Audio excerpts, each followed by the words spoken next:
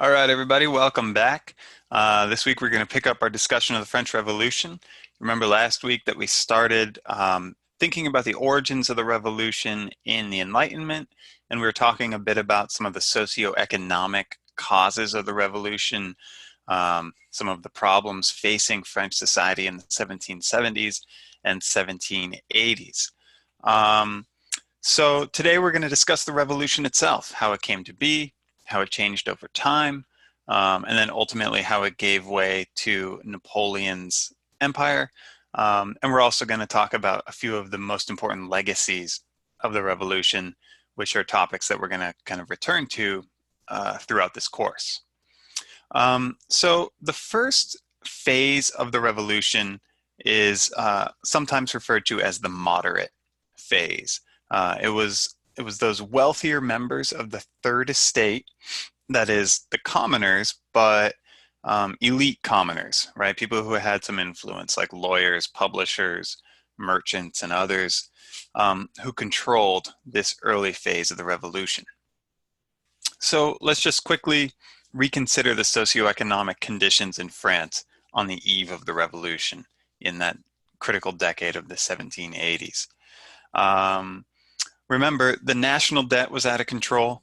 We had talked about how the crown had invested heavily in foreign wars for almost a century, and that it really drained their resources, mounted debts.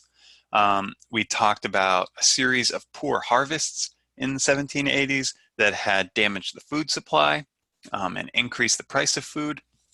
And then we talked about a little bit about unemployment, inability, especially among the poor, to pay for the cost of living.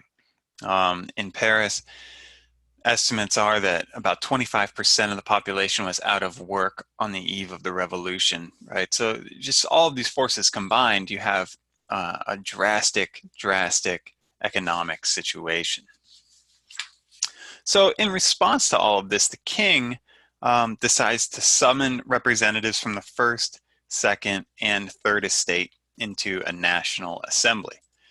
And this assembly is called the Estates General. And it had at one time in French history convened somewhat regularly. But by this point, when it actually convenes in 1789, it had not convened in over 150 years, right? Which makes sense. When we think about the rise of absolutist regimes in Europe, what differentiates them from earlier governments is kings' lack of interest and lack of need in relying on other sources of power to rule, right?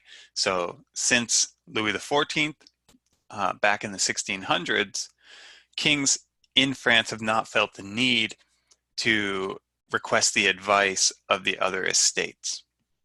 So they haven't been convening the Estates General for all of this time. But this situation is so dire that Louis XVI decides he must. And what we could say is that absolutism, right, the absolutist monarchy of France is in this moment really on its deathbed. This is a very symbolic moment.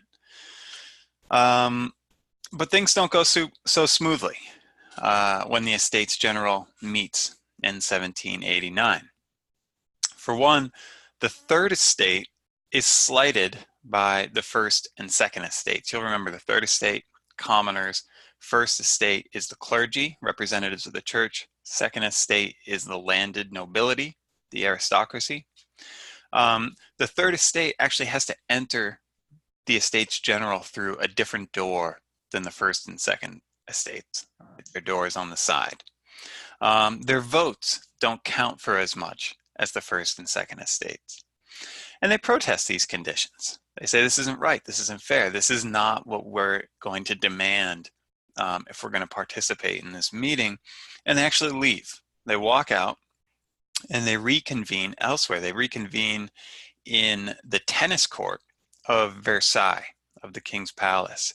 And with the help of some sympathetic members from the first and second estates, they proclaim themselves a new body.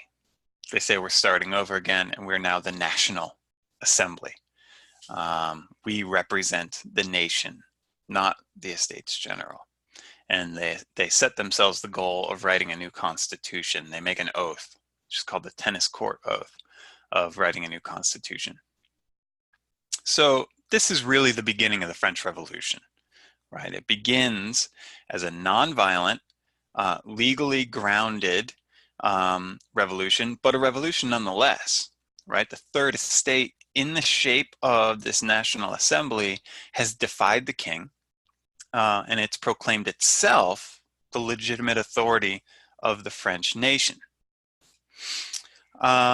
When Louis tries to coax them back to the Estates General, he demands that they come back. They say no. In fact, here's what they say. They say, "We are hereby the will of the people. The assembled nation cannot receive orders," right? And what they mean is the assembled nation, which represents the people of France, can't be ordered to do anything by the king. The king does not have that authority. Okay, this is a revolutionary moment. Outside of Versailles, things are still bad, right? Bread prices are still spiking, food shortages are plaguing the cities, and conspiracies are starting to spread in the wake of the Tennis Court Oath that the king is trying to find some way to force the Third Estate back under his thumb. People are beginning to wonder, are the food shortages intentional? Is this a conspiracy by the king to starve the people until he can force them to submit? On July 14th, a crowd of thousands storms one of the most hated symbols of royal authority in Paris, the Bastille. Sometimes in English, people refer to this as the Bastille, which was both a storehouse of weapons and gunpowder and a prison. And so really a symbol of royal tyranny. And this is a picture of the Bastille in the years before the revolution.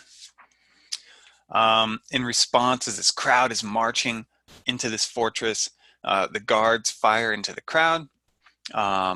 They kill almost 100 people, 100 Parisians, members of the Third Estate, right? And the crowd is unleashed. They murder the guards. They butcher the governor general. Here's an image of the storming of the Bastille. They butcher the governor general of the prison, and then they parade his head through the streets of Paris. And later that day, Louis hears of what's happening, and he asks an advisor, is it a revolt? And the advisor responds, "No, sire, it is a revolution." And it truly is, right? So the combined events of popular uprising in the streets, and then this very sort of legalistic rejection of the king's authority are what mark the beginning of the French Revolution. In cities across the country, similar events are breaking out against royal authority. There are many sort of mini Bastilles, and this is it. So the day after the storming of the Bastille, a committee of Parisians establishes a new citizens' militia. In charge of it, they put Marquis de Lafayette. Lafayette, obviously one of the heroes of the American Revolution. He's now back home in France. And now the revolution has an army. It has a fighting force, right? That is there to protect the National Assembly, to protect the revolution itself from royalists, from counter-revolutionaries. Soon it also has a banner, the tricolor of the red, white, and blue, right? This famous French flag that then becomes the model for national banners throughout the 19th century and is sort of a foundation of what we think of when we think of a national flag in most of the world today. And it has a slogan: liberty, equality, and fraternity. So by August, the National Assembly has eliminated the old obligatory dues that peasants would have to pay to their landlords. It has outlawed the mandatory payments that churches extracted from families, and it abolished all of nobles' privileges. The Assembly has, in other words, overturned the last vestiges of feudalism. It's eliminated distinctions of class and rank, It has demolished the estate system. There is no more such thing as a first, second, and third estate. And it has placed all male French citizens on equal footing before the law. Okay, that's August of 1789. To clarify their intentions and proclaim them to the world, the National Assembly issues the Declaration of the Rights of Man and of the Citizen. And we read this last week, and we thought a little bit about the Enlightenment origins of this document. This is really one of the most important documents in European history. It marks a complete shift in the underlying principles of government and society. Okay, let's think about this for a second. Through the opening lines, men are born and remain free and equal in rights. So this doesn't sound, I think, maybe to a 21st century ear, like a terribly revolutionary claim, but this is truly a radical moment. All right, if we think about history leading up to this moment, this is a radical break. This is a challenge to the idea that hierarchy is natural, that social inequality is natural. The Declaration proclaims, no, these things are not natural. These things are not just to be accepted as a part of any society. What is natural is equality. What is natural is freedom. This is suggesting that citizens are equal before the law. Again, we take this for granted as a value. And when we see something that runs counter to it, we're horrified and we call it out, we point it out, that is wrong. This is stating that in an official manner. And it's running against hundreds of years of social norms as it does that, right? It's promoting freedom of speech. It's promoting religious toleration. It's promoting freedom of the press. These are inviolable rights. No one can legitimately violate those basic rights. Right? If someone does that, that is an act of tyranny. And then finally, the Declaration submits that sovereignty, right? Sovereignty is the right to rule, where power lies in the society, that rests with people, not with any single ruler. Yeah, I just want you to think for a second about what the implications of this declaration are. For centuries since 1789, right, in the whole history of the world since 1789, revolutionary groups have adopted these principles. In many cases, those groups have been rebelling against European authority, in some cases against French authority, right, in French colonies, for example, in places like Algeria and Vietnam in the 20th century. Groups have adopted these principles in their fights against slavery. They've adopted these principles in fights against gender exploitation, against gender inequality. They've relied on the basic assumptions of the Declaration of the Rights of Man and of the Citizen to craft their arguments, right? Go back to this declaration. These are the truths of our society, and we're pushing against anyone who violates these truths. Okay, so this is really one of the profound legacies of the revolution and of the Enlightenment that informs the revolution. I'm going to come back to some of these ideas in just a second. So in September 1791, the National Assembly completes a new constitution, which stipulates that the king will remain as a figurehead, but that he will not have any of the real power in the society, right? The National Assembly is going to have the power.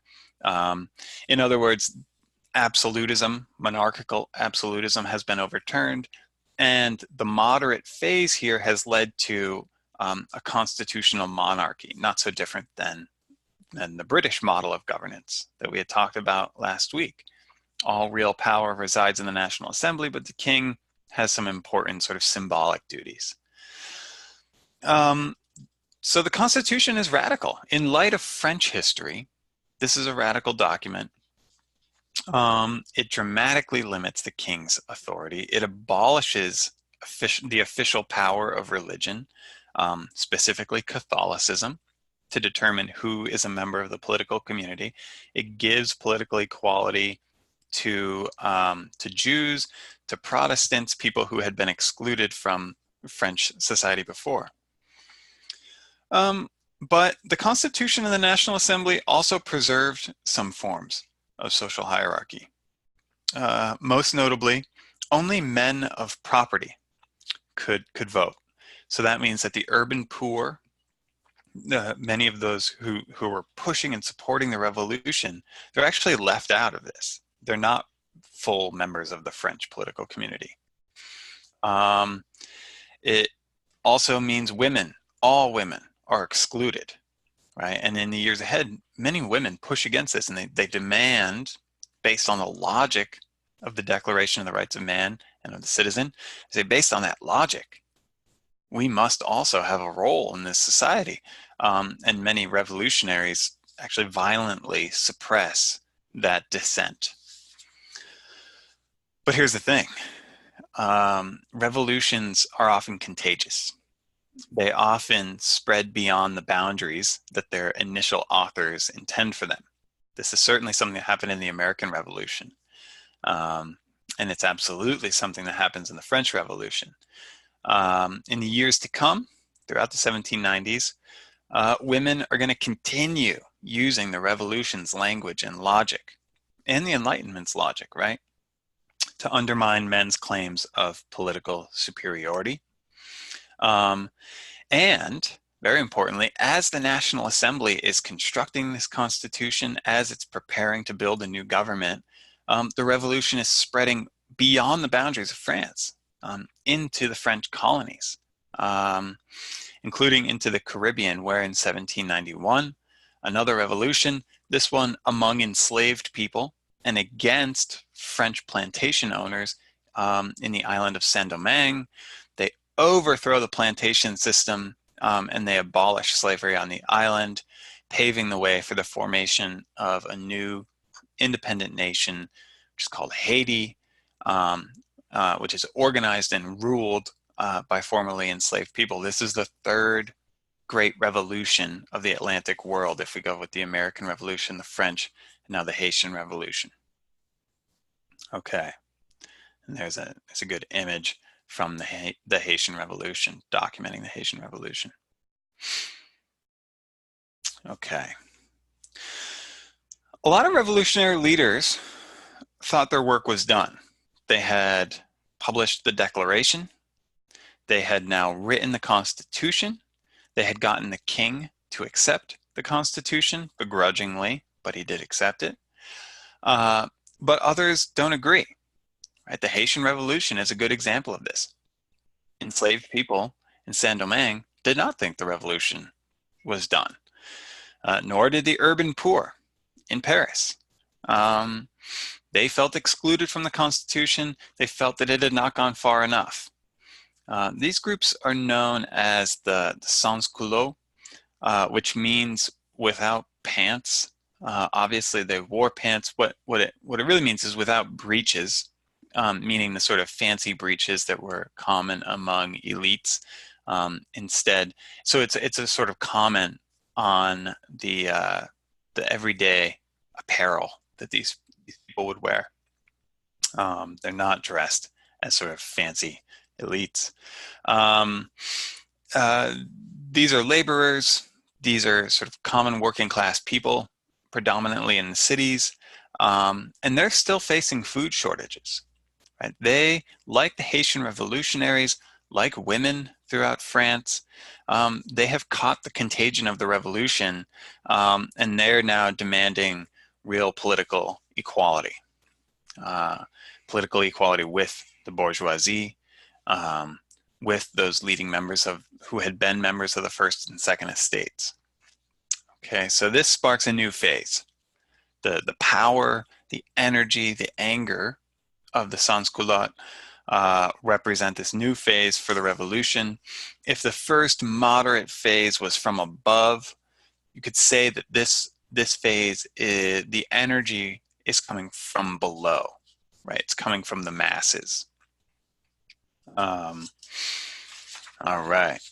So leading This phase is a political group that had initially formed as a club, who would come and they would discuss matters and they would formulate sort of strategy for their participation in the National Assembly. This group is called the Jacobins.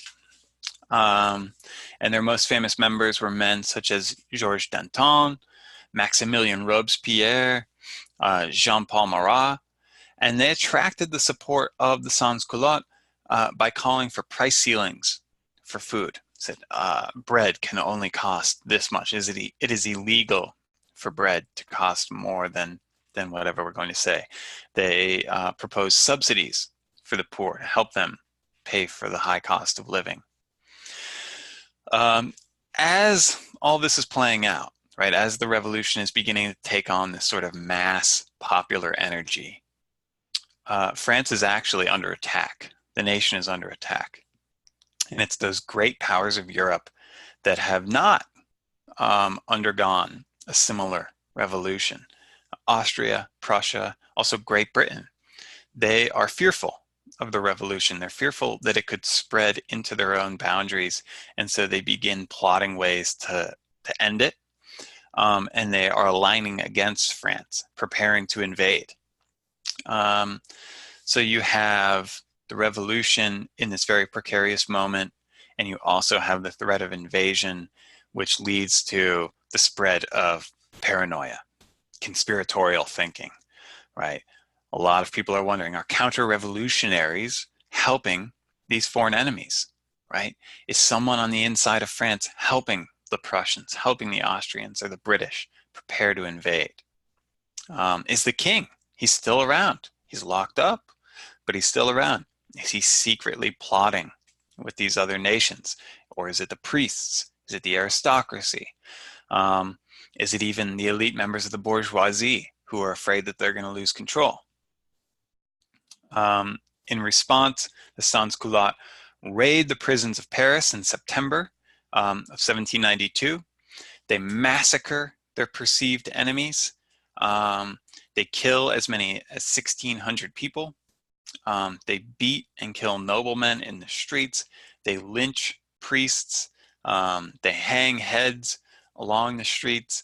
And this is it's a gruesome moment, and it's a gruesome attempt to preserve the revolution, but also to tilt the balance of power in the revolution towards the urban masses. These events are called the September Massacres. They play out again September 1792. Moderates, the bourgeoisie, people who are not, who are sort of in favor of this constitutional monarchy model, they condemn this violence. They think it's horrific. But the Jacobins, this new faction, right, Robespierre and company, they say no. This is actually the only way to save the revolution from its many threats. And it's this idea that triumphs in the moment. Okay, so amidst all of these pressures, the National Assembly collapses. The National Assembly, created amidst that tennis court oath in 1789, collapses, and a new group, with the collapse of the National Assembly, the bourgeois phase of the revolution truly ends, and the radical phase really begins. And a new governing body emerges called the National Convention. And I don't expect you to have to differentiate between the Assembly and the Convention. You don't have to worry about that. But what you do want to know is that this new phase is led by the Jacobins. Okay, they are working with some moderates to sort of build a consensus here, but they're really going to be the ones who push this new ideology of the revolution. So what do? Well, for one, they respond to the sans-culottes feeling that they had been excluded, and they extend voting rights to all men. Okay, so they, instead of having a property requirement, now all men are equal members of the French political community. They still, want to be clear, do not allow women to vote. They abolish the monarchy. France is now a republic. It is not a constitutional monarchy. And Louis, in an attempt to escape France, is caught. He's dragged back. He is found to be guilty of conspiring with foreign powers to kill the revolution. And so Louis himself, in January of 1793, is executed. Several months later, Marie Antoinette is executed as well. And the Jacobins have come to power. Okay. The Jacobins were a violent revolutionary group, and I'm going to talk more about their violence in just a second, but they were also deeply committed to Enlightenment ideals of rationalism. Okay, they were radicals of reason, you could say. They organized all of France into departments. This is going to be a rational organization of the entire country. They establish a new system of measurement. It's the metric system, right? We all know the metric system. They're the ones who establish it in this moment. And it's based on uniform units of 10. Okay. They create a new calendar. Likewise, based around 10-day weeks instead of 7-day weeks. They rename the days.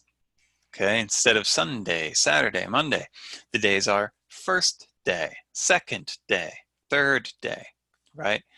Highly rational ordering of the calendar. The months are reorganized as well. And instead of names that are derived from mythology or religion, they signify the seasons, right? The month of Nivose, for example, meaning snowy, is the deepest winter. The month of Germinal, which is symbolized here on the left, refers to germination, springtime, the first month of spring. And then Thermidor, the hot time, the hottest season, refers to late summer, right? From what we would think of as July into August. So this is a moment when the Jacobins truly believe the past can be erased, and that a freer, more equal, entirely secular, entirely rational future is possible, right? They really think all of history has sort of been eliminated and they're starting again. That's how they perceive the revolution. It is the beginning of human history. And they changed the years as well, right? 1792 is not 1792, it is year one. Okay, September 22nd, first day, the day that they mark as the beginning of the revolution, is day one, year one, right? Time starts again. But they still have to govern, right? They actually have to run a government of everyday life. Food prices are still high. Food shortages are still common. Military threats to the revolution are widespread. And the Jacobins and the Sans-Culottes, convinced that their enemies are everywhere, begin to become much more violent in their efforts to save the revolution, right? Their enemies are the old clergy, any priests who are still around. Their enemies, obviously, are royalists, people who want to restore the crown. Their enemies are foreign invaders. And their enemies are their moderates, those moderates in the National Convention.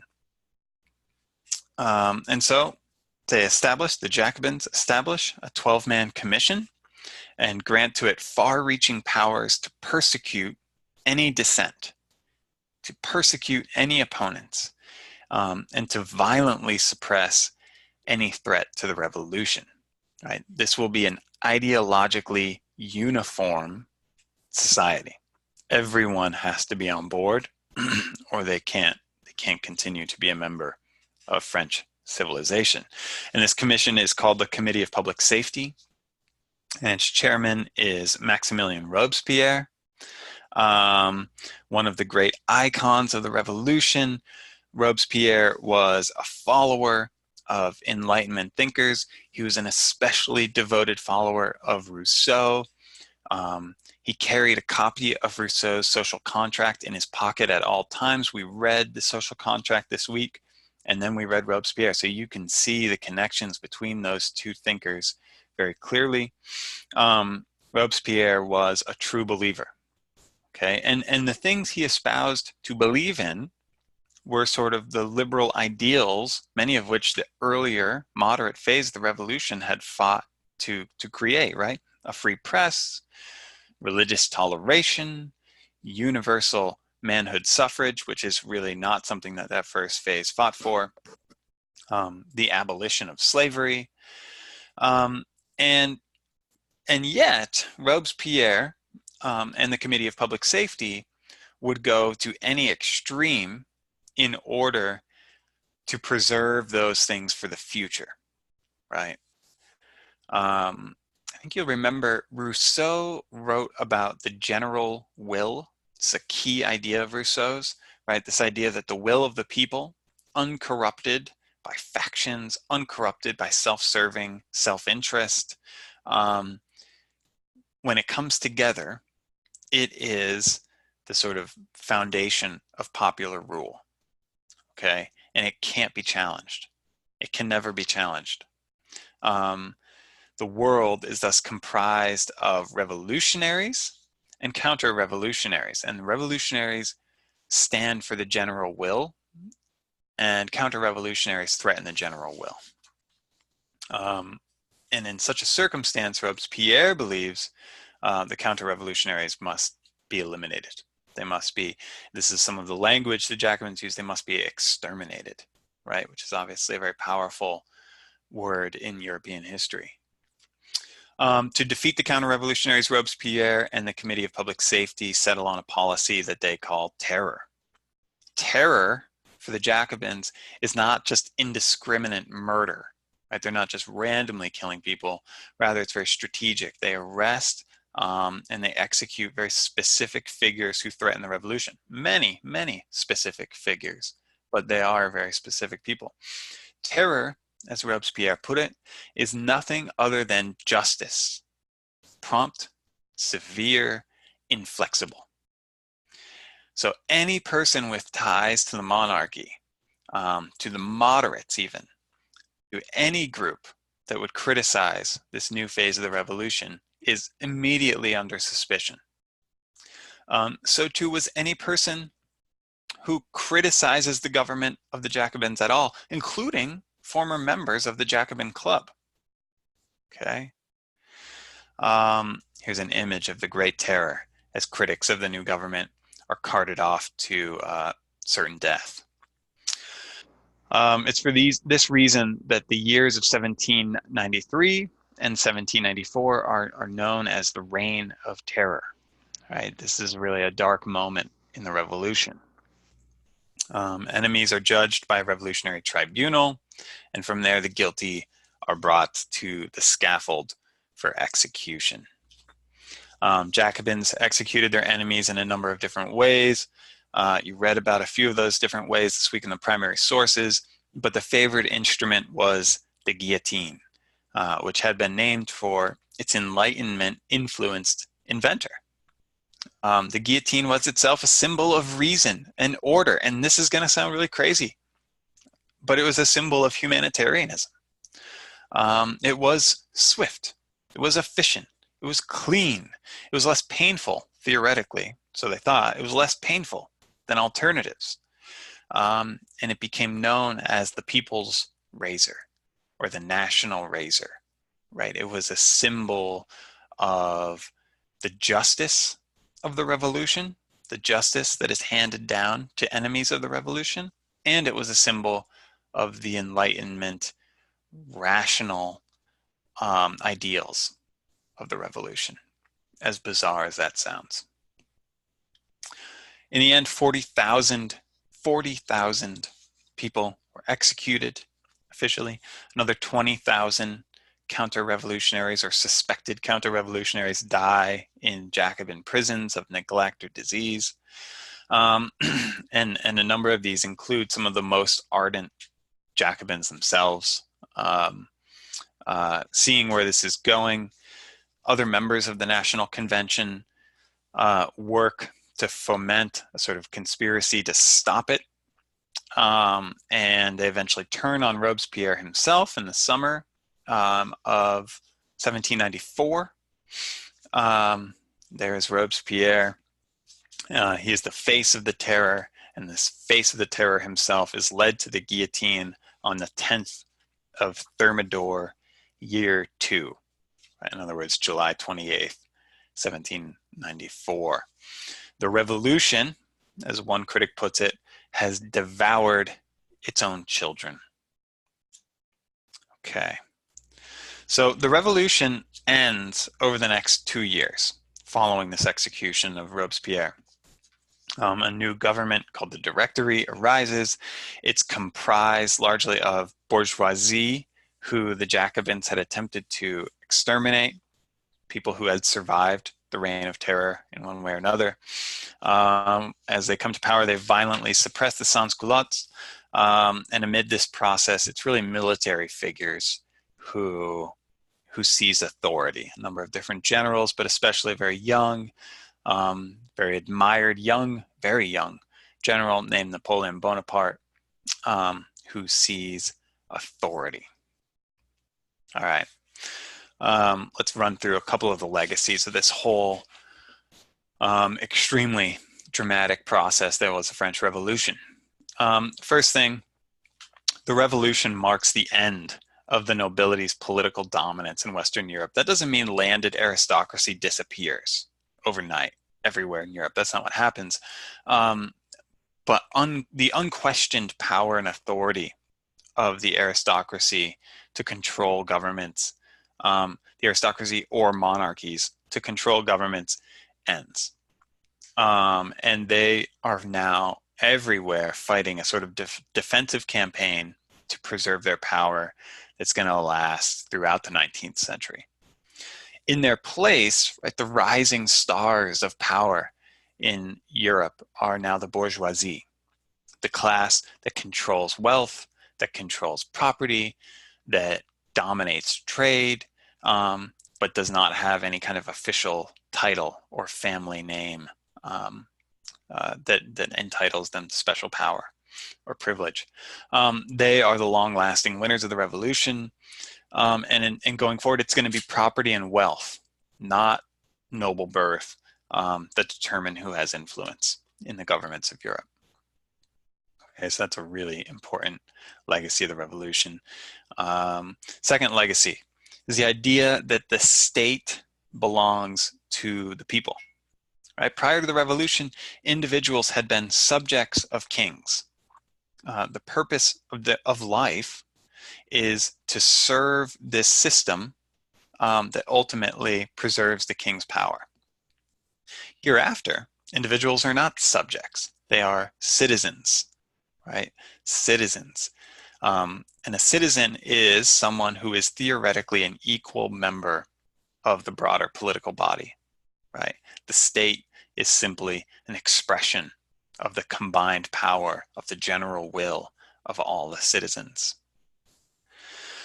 The third legacy is the shape of politics in the 19th century. This is a very important outcome, and it's something that we're going to talk a lot about next week. It's really the subject of next week's lecture and discussions. But what I mean by that is that the basic ideas of politics in the 19th century, but really even today, are an outgrowth, they're a byproduct of the revolution. Right? The revolution becomes the frame of reference for other political ideologies. Right? How you think about what happened in the French Revolution is sort of what is at the center of your political ideology. So liberalism, conservatism, these are new ideologies in European politics in the 19th century, right? And they gain their coherence from how they interpret what happened in the revolution. And I'm going to get into that in much more detail next week.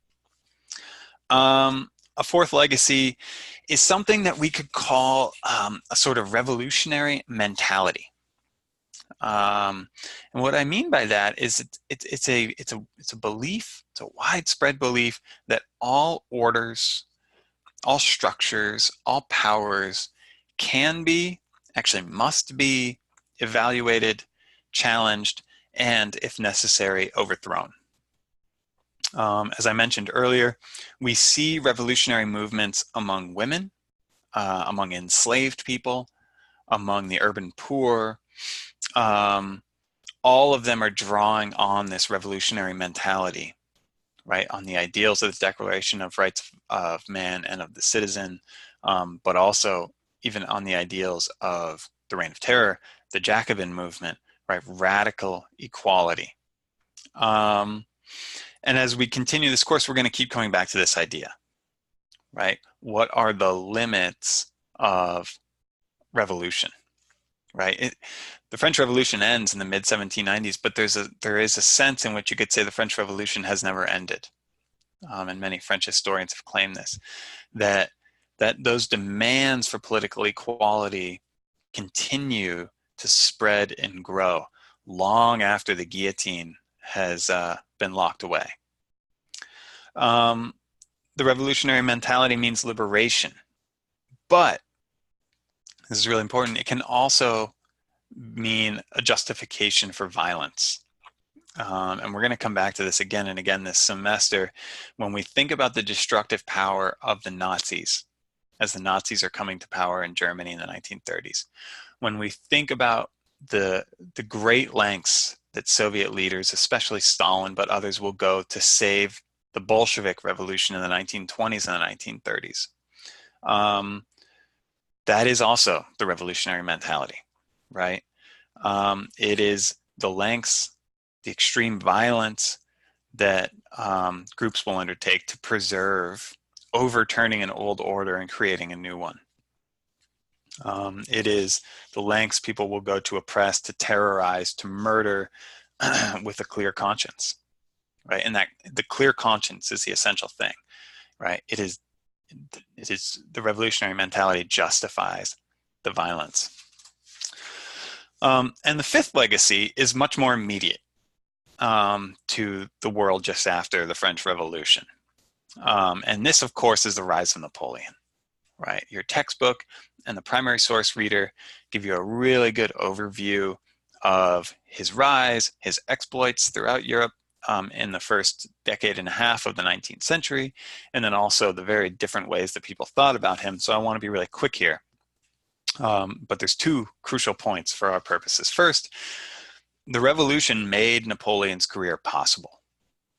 It cracked open the repressive order of the old regime, and it meant that people from otherwise obscure backgrounds could come to power, right? Napoleon could never have come to power. He probably couldn't have even been a successful general under the old regime. He graduated from military academy just as the revolution is starting. And this is at a time when military officers only come from the most elite families. Napoleon's family had a noble lineage, but he was from Corsica, an island in the Mediterranean. He wasn't from mainland France. He was from an obscure family in an obscure place. But he's coming of age just as the revolution is happening. He defends the revolution throughout the 1790s. He gains attention for his skill, his courage, and his victories. He's one of the most admired men in France by the mid-1790s. And he comes to power in 1799, one decade after the National Assembly has declared its superiority to the king, right? So he's truly a product of the revolution. But there's a paradox with Napoleon. Call this the Napoleonic paradox. On the one hand, he perpetuates the revolution. And on the other hand, he ended the revolution. So let's talk about that first one just for a second here. Napoleon creates the French state after its collapse amid the turmoil of the Reign of Terror and all of this. He creates mandatory public schooling for all French children. He establishes political equality for all French men. He establishes a massive, extremely detailed, written legal code that promises religious toleration, that guarantees the right to property. Again, all of these Enlightenment ideals are there in the Napoleonic French government. Even his wars, they extend the revolution because he topples nobles wherever he goes. He topples monarchies wherever he goes. On the other hand, Napoleon was a dictator who centralized power with very anti or counter-revolutionary tactics, right? His legal code explicitly limited women's civil rights. Napoleon was extremely hostile to the idea that women could be revolutionary figures, that women could be equal members of the political community. He declares that wives owe their husbands obedience in return for protection. He declares that women will never go to school in France because it would be a waste of national resources, because the only role for women is, and he actually says this, that women are machines for the production of children. Okay, so from a certain perspective, right, the most radical egalitarian of revolutionary would say that that is a counter-revolutionary claim, right? He centralizes power in a way that's very, very similar to the absolutist kings of the old regime, all the Louis, right? In fact, the Louis would have been jealous of how successful Napoleon was at centralizing power. He crowns himself Emperor of the French in 1804. And who is there to lend dignity, to lend authority to this process? But the Pope, right? Think about all of the anti-religious, anti-clerical efforts of revolutionaries in the 1790s. But Napoleon has invited the Pope back in, which is actually a brilliant strategic move because many French peasants were hostile to the anti-clericalism of the revolution, and they stayed very loyal to the church. And so this is a smart move in order to gain their trust and gain their admiration. But it's also, it runs against all that French revolutionaries had stood for. What he's saying here is government derives some of its justification from religion. And French revolutionaries did not agree with that. They said that government derives its justification only from the will of the people. And as you read in the primary source, he legitimates his power by claiming that it's divinely inspired. His career is a work of God, and this is, again, a claim that just strongly conflicts with the Enlightenment and revolutionary belief in human reason as the only agent of change in human history. Okay, in that sense, I tend to think about Napoleon in that sense more as an extremely skillful political figure who recognizes that revolutionaries, for all the Enlightenment thinking that they want, they can claim that religion is just superstition or it's foolish or whatever they want to say. But at the end of the day, these are things that people actually believe and care about. And it's not so easy to just separate people from beliefs that they've had for generations. You can't just one day say, we're not doing this anymore. We're turning all the churches into temples of reason, and we're burning all of the crosses, and we're melting down all the religious icons without deeply offending people's sensibilities.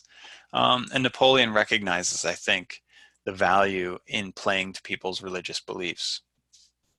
How do we make sense of the contradiction? There's no easy way, right? We can easily say that Napoleon's counter-revolutionary. We can easily say that the revolution lives through Napoleon. But trying to make sense of it, I think, is important to understand a lot of modern European history. It's not just about Napoleon's career itself. It's not uncommon, after all, for revolutions to kind of give way to tyranny, for the means of liberation, that is, to produce new forms of tyranny. And I will say that the reality of life in France under Napoleon and the reality of Europe, actually, under Napoleon or after Napoleon was radically different than it had been before. That it was a departure from the old regimes. That we can see Napoleon as this sort of truly revolutionary figure, even if he himself did not embody all of the ideals of the revolution. Okay, that's all I've got for now. I'll talk to you again next week.